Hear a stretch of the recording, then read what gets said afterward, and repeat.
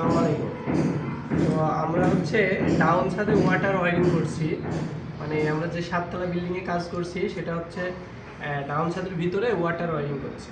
তো দেখেন আমি যার জন্য ভিডিওটা তৈরি করলাম, তো এটা হচ্ছে একটা সিপিভিসি বল ভাল্ব। তো এই সিপিভিসি বল ভাল্বে অনেকে কি করে, এই যে আঠাটা এই যে আমরা লাগাচ্ছি, এই আঠাটা চুইয়ে চুইয়ে দেখা যাচ্ছে কি ওই যে দেখেন, আপনি ভালো করে দেখলে বুঝতে পারবেন, ওই যে বন্ধ হচ্ছে না, এখানে হচ্ছে চলে যায়, চলে গিয়ে এই যে আটকিয়ে যায়। তো এটা আটকে গেলে পরে আর খোলে না, পরবর্তীতে খুলতে গেলে আঠায় আটকে গেলে আর খোলে না।